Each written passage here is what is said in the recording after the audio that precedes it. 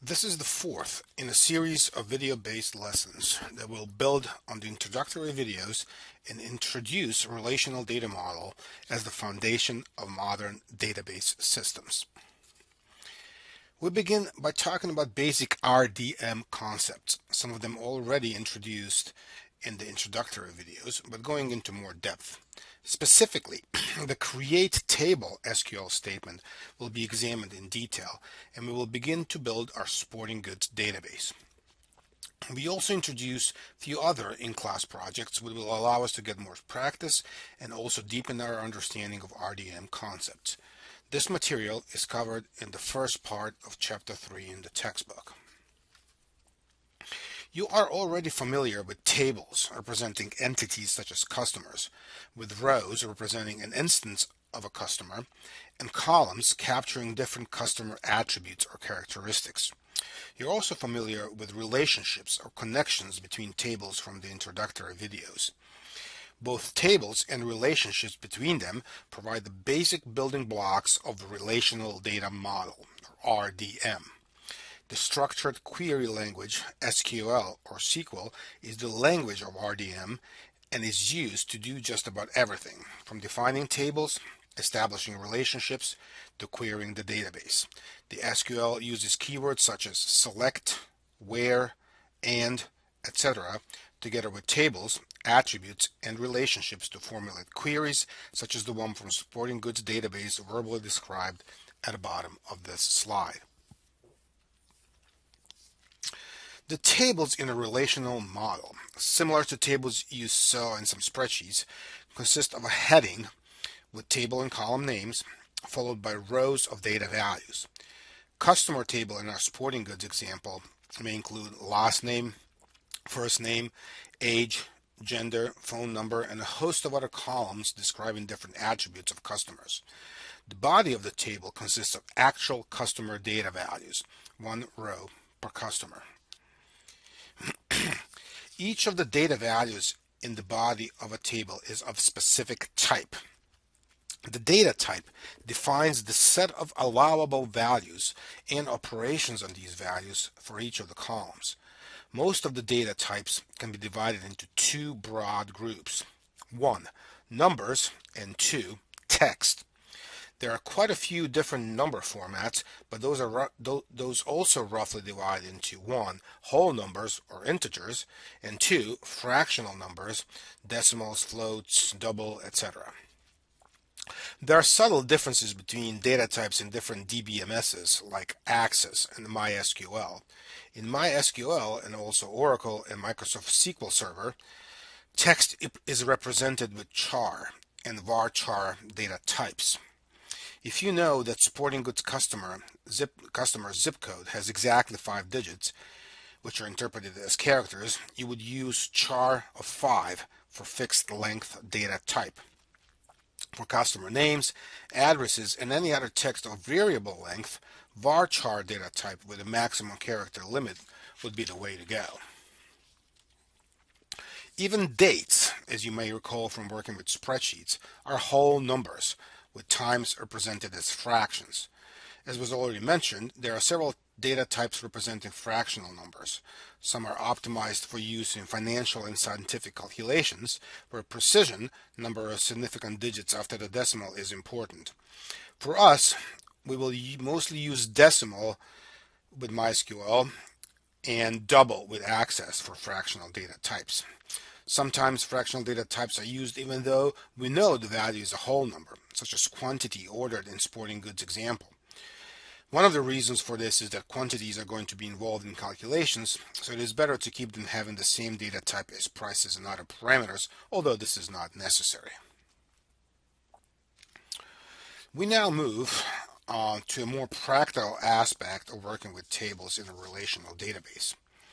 This step assumes both MySQL Server and Toad client are installed and running. This also assumes that the Notepad++ is installed and running as well.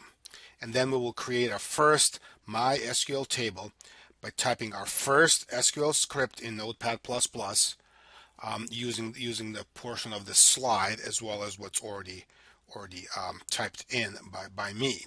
So we're going to start by opening the Toad, okay, right here, closing all the windows other than Connection Manager and Information Explorer, and we will create our first database, or also called schema in a technical lingo, using File, New, and then all the way down to the database option. And for the database name, you enter something like sports in lowercase letters, because it assumes all objects have lowercase letters, sports. I will add _db _videos for the purposes of my recordings, but you should use the word sports. And then in the Object Explorer, instead of information schema, you will click and select sports database to be the currently active one. Okay, then you will switch to the 02 _relate _dm subfolder of the class folder, and within that the lectures folder. In my case, I have slides and videos, and you're going to right click on first SQL file called mysql2 create cus tbl, and then you're going to open it or edit it with Notepad++, which should be an option available on the shortcut menu. Okay, then the script will open, or part of the script will open in Notepad.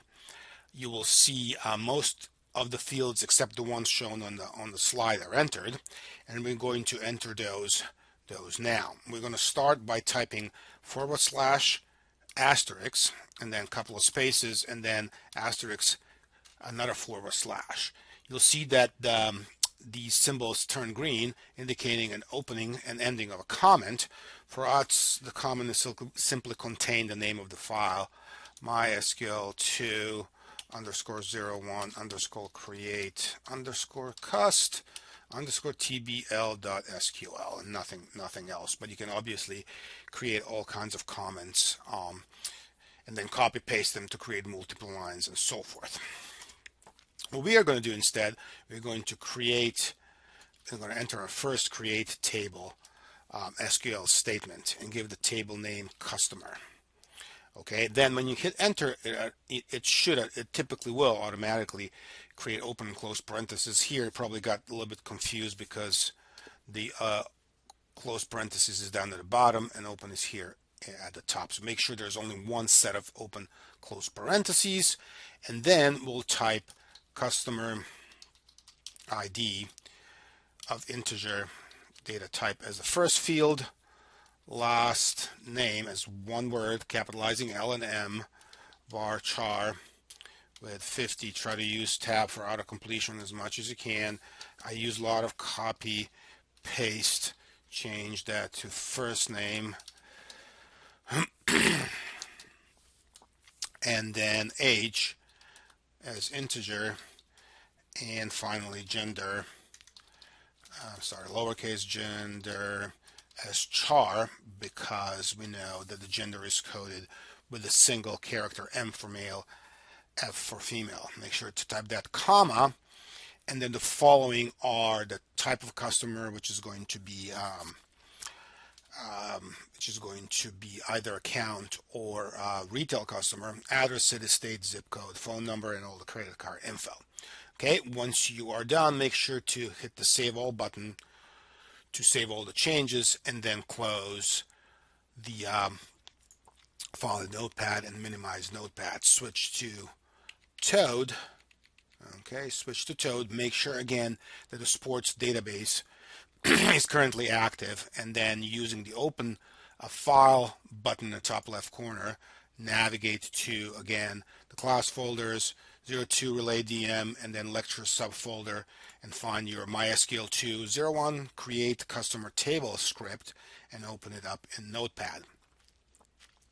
Once it's open in Notepad, briefly review it, okay, and then click on the execute scripts, little green play looking button in the top left corner of the editor, and hopefully if everything works out fine, you're going to get new customer table created, and you'll see it show up in the sports database in the Object Explorer window. If something doesn't work out, okay, you're gonna you have to try to fix the problems and errors you encounter yourself first. Typically there is a comma or parentheses missing somewhere, although the error description showing up down here at the bottom typically might not indicate at all that well. If you're sure the script is correct and the execution still generates an error, then please write it down and first post it to the class forum on Moodle. If you don't get an answer quickly from a fellow student, TA, or myself, please email me or TA next. Okay, so now we're going to close this SQL script. We'll note the customer table. Well, you got to arrange these windows so you can sort of see as much as possible here. In this particular case, all the columns starting with customer ID and so forth. And we're going to minimize Toad. Next, before we move back on to the relationships, we're going to switch to the file folder, lectures folder under 02 Relate DM, and we're going to double click on ACC DB2 Sporting Goods Access Database. And you will notice that it has currently 3 tables: employee, order detail, and product. What we'll go under the Create tab, Query Design. We're going to dismiss the Show Table dialog box, and then we'll switch to the SQL view. Okay, then we're going to delete this select word, leaving the SQL editor completely blank. We'll switch to Notepad++ quickly. We're going to open up under, again, 02 Relate DM lectures, in my case slides and videos, the first script we just created. And I'm going to copy all the code except the comment we don't need, and we'll switch back to Access, and we'll paste it. It might be a little hard to see because of the smaller script, but the code should, and generally does, run well between MySQL and Access, unless there are some subtle differences we'll explore later on. So for now, hit the run button and a customer table should be created. You should see it pop up in a tables list, just like you did with a customer table in Toad. Okay, we're going to close the query window. We don't need it, and then we'll right click and look at the design view of the customer table briefly. We are going to just note a couple of brief things. The integer data type for customer ID got translated into long integer, which is similar but not exactly the same.